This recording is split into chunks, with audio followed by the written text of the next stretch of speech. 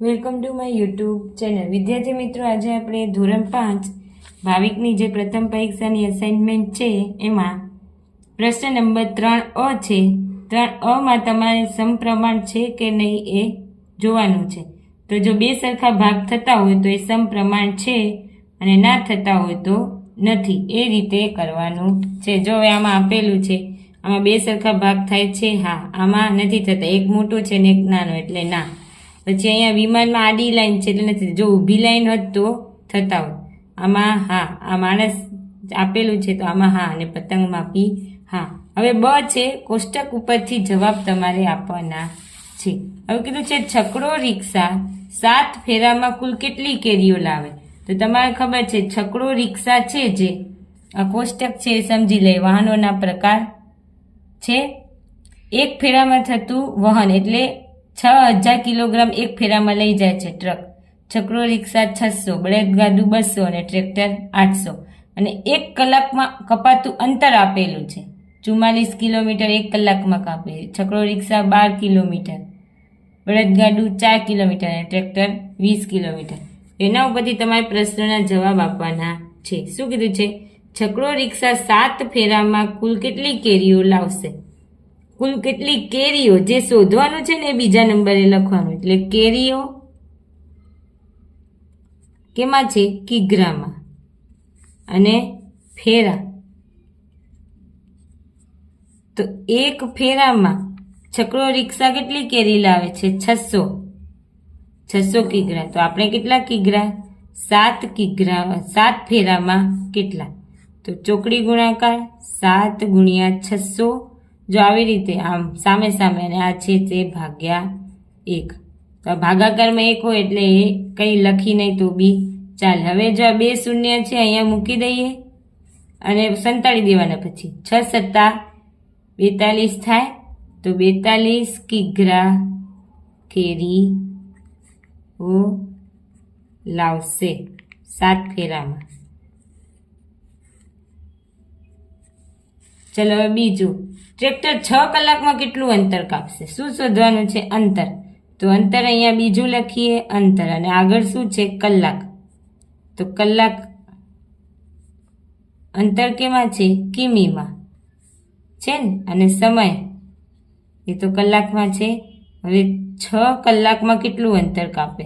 હવે જોવાનું, ટ્રેક્ટર 1 કલાકમાં કેટલું અંતર કાપે છે? 20 કિમી. તો લખવાનું 1 કલાકમાં ટ્રેક્ટર 20 કિમી અંતર કાપે. તો કેટલી કલાક? 6 કલાકમાં કેટલું અંતર કાપશે? 6 ગુણ્યા 20 ભાગ્યા છે 1. 6 એ 0 લખી દેવાનું. 6 દુ 12 એટલે 120 કિમી અંતર કાપશે.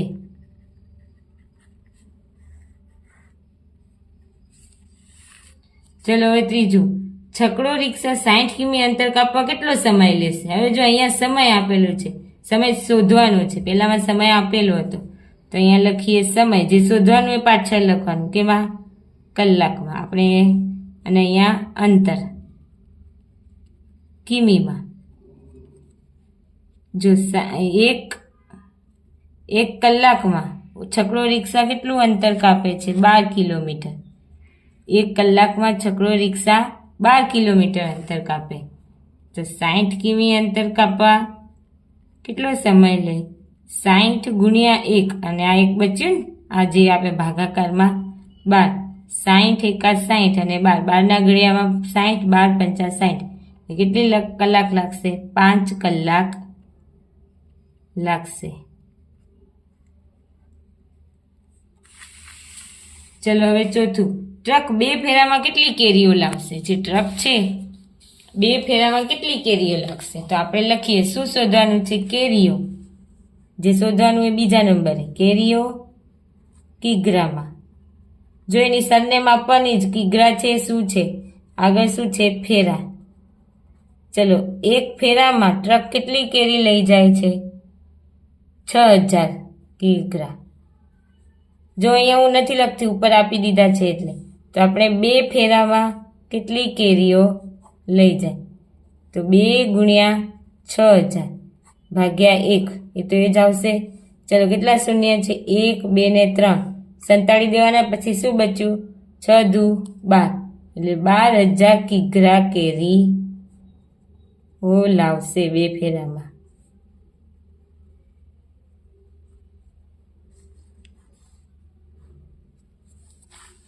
ચલો એવી જ રીતે એનો બીજો બી કોષ્ટક વાળો આપેલો છે. એમાં કેરીઓના પ્રકાર અને એનો ભાવ આપેલો છે. તોતાપુરી 30 રૂપિયા, હાફૂસ કેરી 50, કેસર કેરી 160 રૂપિયા કિલો, લંગડો 60 રૂપિયા અને બદામ 70 રૂપિયા. ચલો જો રીટા 150 લઈને તોતાપુરી કેરી ખરીદવા જાય છે તો તેને કેટલા કિગ્રા તોતાપુરી મળશે? શું શોધવાનું છે? કિગ્રા. એટલે અહીંયા કિગ્રા લખીએ અને અહીંયા ભાવ કેમાં છે? રૂપિયામાં આપેલા છે ને. હવે આપણે ખબર છે 1 કિગ્રા તોતાપુરીના કેટલા ભાવ છે? 30 રૂપિયા. તો જે રીટા છે કેટલા રૂપિયા લઈને જાય છે? 150 રૂપિયા લઈને જાય તો એને કેટલા? તો 150 ગુણ્યા 1 અને આ જે વધે એ છેદમાં એટલે ભાગાકારમાં થાય 150 ભાગ્યા 30. 0 0 કટ થઈ ગયા. 3 ના ઘડિયામાં 5 એટલે 5 કિગ્રા તોતાપુરી મળશે. ખરીદી શકશે, ખરીદશે. ચલો બીજું, ભાવેશ પાસે 160 રૂપિયા છે તો કેટલા કિલોગ્રામ કેસર કેરી આવશે? પાછું કિગ્રા શોધવાનું. એટલે કિગ્રા અને ભાવ કેમાં છે? રૂપિયામાં અથવા તો કિંમત રૂપિયામાં. ચલો 1 કિગ્રા કેસર કેરીનો ભાવ કેટલો છે? 160 રૂપિયા. તો આપણે 160 રૂપિયા એની જોડે હોય તો કેટલા કેસર કેરી આવે? તો લખવાનું 160 ગુણ્યા 1 ભાગ્યા 160. 160 એકા 60 તો 1 કિગ્રા કેસર કેરી આવે અથવા તો ખરીદશે. કેટલા કિગ્રા? 1 કિગ્રા. ચલો હવે ત્રીજો, 5 કિગ્રા બદામ કેરીની કિંમત શું થાય? કિંમત જો અહીંયા ભાવ પૂછ્યો છે એટલે કિંમત કેમાં છે? રૂપિયામાં. તો લખીએ રૂપિયા જે શોધવાનું હોય અને આગળ કિગ્રા વજન એમ. તો 1 કિગ્રા બદામ કેરીના કેટલા ભાવ છે? 70 રૂપિયા છે ને બદામ કેરીના. તો આપણે 2 કિગ્રા બદામ કેરીના કેટલા? તો 2 ગુણ્યા 70 ભાગ્યા 1. 0 મૂકી દઈએ અને 7 દુ 14 તો 140 રૂપિયા કોના થાય છે? બદામ કેરીના.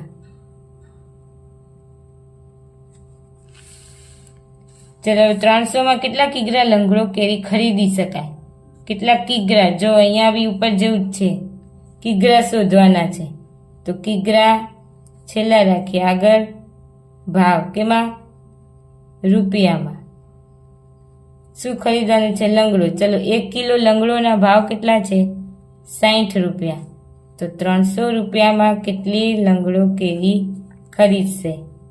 300 ગુણ્યા 1 ભાગ્યા 60. 300 એકા 300 અને 60. 0 0 ડીગ્યા 6 પંચામ 30 એટલે 5 કિગ્રા શું ખરીદશે? લંગડો કેરી ખરીદશે.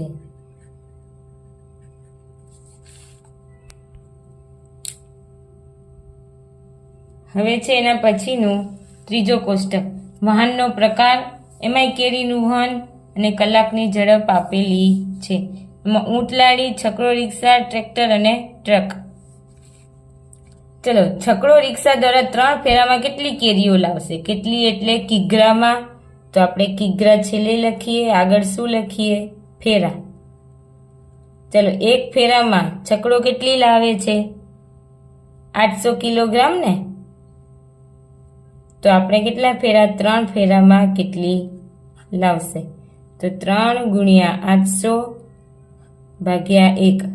ચલો 0 0 8 તેરી 2400 કિગ્રા કેરી લાવશે. ચલો હવે બીજું,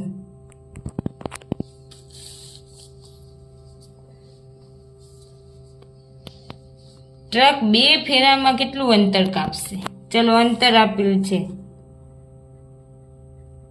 કિમીમાં. શોધવાનું અંતર આપેલ નથી, શોધવાનું છે. અંતર શોધવાનું છે એટલે બીજા નંબરમાં અને ફેરા. ચલો 1 ફેરામાં ટ્રક કેટલું અંતર કાપે છે? 50 કિમી કાપે છે ને, જો છેલ્લે કોષ્ટકમાં. હા, તો કેટલા ફેરા કરશે? 2 ફેરામાં કેટલું અંતર કાપશે? 2 ગુણ્યા 50 ભાગ્યા 1 એટલે આવશે 100 કિમી. જો આ એની અટક લખવી જરૂરી છે. 100 તો ઘણું બધું હોઈ શકે, કિગ્રા હોઈ શકે, રૂપિયા હોઈ શકે, એટલે એની અટક સાથે હંમેશા દર્શાવવાનું. ચલો ત્રીજો, ટ્રેક્ટરને 60 કિમી અંતર કાપવા કેટલો સમય લાગશે? શું શોધવાનું છે? સમય. એટલે અહીંયા સમય પછી લખીએ અને અંતર કિમીમાં. ચલો 1 કલાકમાં ટ્રેક્ટર કેટલું અંતર કાપે છે? 20. 1 કલાકમાં 20 કિમી અંતર કાપે. તો 60 કિમી અંતર કાપતા 60 ગુણ્યા 1 અને આ ભાગાકારમાં 20. 20ના ઘડિયામાં 60, 20 તેરી 60 એટલે 3 કલાક લાગશે. ચલો ઊંટ લારી દ્વારા 2 ફેરામાં કેટલી કેરીઓ લાવશે અને તે 2 કલાકમાં કેટલું અંતર કાપશે? પેલું તો કેરીઓ લાવશે એટલે ફેરા આટલા સુધી લઈએ અને કિગ્રા.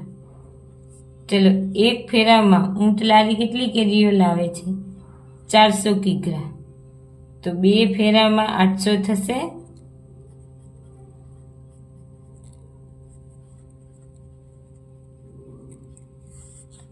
કિગ્રા કેરી લાવશે. તે 2 કલાકમાં કેટલું અંતર કાપશે? તો અંતર અને સમય. સમય કેમાં છે? કલાક. અને અંતર કિમીમાં.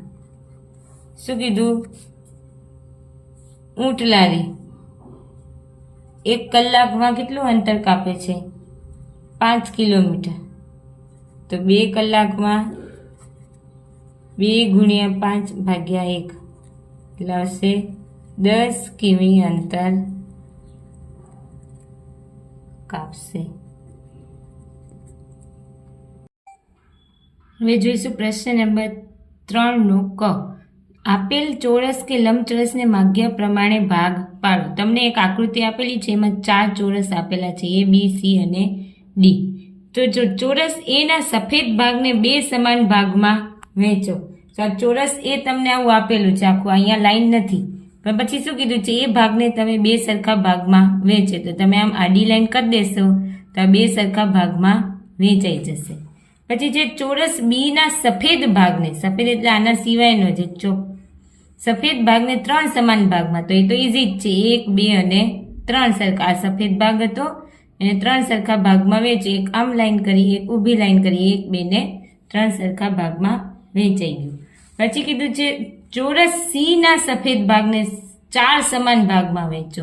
હવે ચોરસ C તમારે આવું આપેલું છે એને 4 સરખા, તો અહીંયાથી એક આમ ચોરસ લેશો, પછી અહીંયા ને અહીંયા, તો જો આ વાળો ભાગ, આ વાળો ભાગ, આ વાળો ભાગ અને આ ભાગ એ 4 સરખા ભાગમાં વિભાજિત થશે આવી રીતે. અને પછી કીધું છે ચોરસ D ના સફેદ ભાગને 7 સમાન ભાગમાં વહેંચો. 7 સમાન ભાગમાં વહેંચો તો તમારે 7 લાઈન કરી દેવાની, એટલે 7 આડી કે ઊભી, એટલે તમારે 7 સમાન ભાગમાં વહેંચાઈ જશે.